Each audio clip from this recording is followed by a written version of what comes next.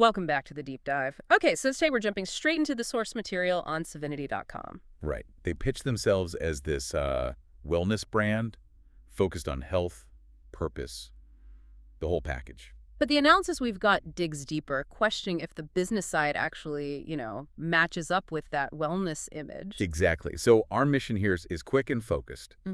Pull out the 5 biggest red flags from this material, the things you need to be aware of, whether you're thinking of buying or promoting. Okay, let's dive in. First up, leadership. The source mentions Kevin Fournier, Ken Downey, but really zooms in on Del Mioli. What's the issue there? Well, the analysis points to her history with a company called Awakened. It apparently collapsed due to licensing problems and just generally poor handling. Okay, businesses fail sometimes. That happens. True, but the key detail here, the real red flag according to the source, is the lack of accountability. Mioli apparently never publicly addressed her role in that failure. Ah, I see. So it's not just the failure itself, but the silence afterwards. That feels off for a brand built on purpose. Precisely. It sets a certain tone, and that tone kind of carries over into the next point. Yeah. The product itself. Yeah. Their main offering is eTurn. Right. The cell repair supplement. And the price. It's up there. It really is. We're talking $135 a bottle. Wow. Yeah.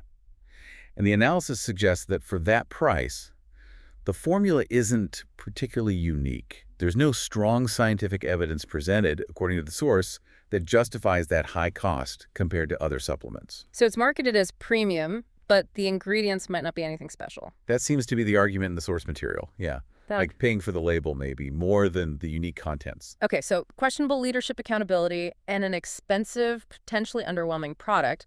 What about how they sell it? Red flag number 3. The compensation plan.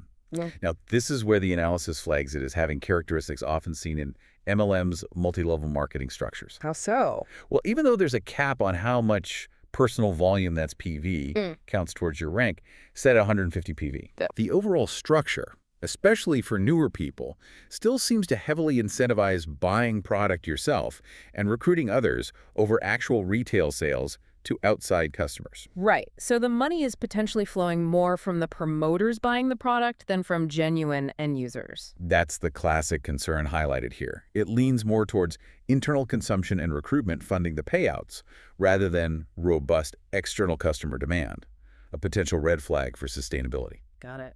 Okay, number 4. Sounds like there are some cost issues too. Yes, hidden costs, essentially. They promote something called the Success Suite. Sounds important, right? Like essential tools for promoters. Yeah, sounds like something you'd need. But here's the catch, flagged in the analysis. Access to this essential suite requires an extra payment. Wait, on top of the annual fee promoters already pay? Exactly. You're already paying to be a promoter, then you have to pay again for the basic tools to actually do the job. It feels a bit like, I don't know, paying rent for your desk in an office you already work at. Yeah, that doesn't sit right. Okay, that leads us to the final point, which the source suggests might be the most worrying for consumers. Data. Data privacy and transparency, or rather, the lack thereof. What did the analysis uncover? It's pretty stark. The terms and conditions apparently state explicitly that Sevinity can sell customer and promoter data to third parties. Sell it.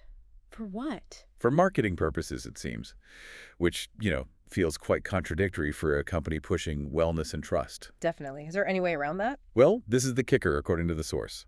The only people given a clear legal option to opt out of this data sharing are residents of California. Just California. Seriously, what about everyone else? It seems like their data is considered fair game based on those terms. It's a major transparency issue. Wow. Okay, so let's quickly recap these 5 flags from the source material. Sure. We've got 1, questionable leadership accountability stemming from Del Mioli's past. 2, an overpriced product, eTurn, lacking clear differentiation. 3, an MLM-like compensation structure leaning on promoter purchases. 4, those hidden costs for essential tools like the Success Suite.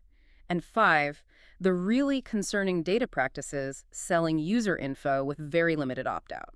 That covers the main points raised in the analysis we reviewed. So it leaves you with a pretty pointed question, doesn't it? For a company that talks so much about wellness and purpose, how critical is actual business transparency, especially around things like data and hidden fees? What does that gap between the mission statement and the reality of their data policy really tell you about their core values? Something to think about.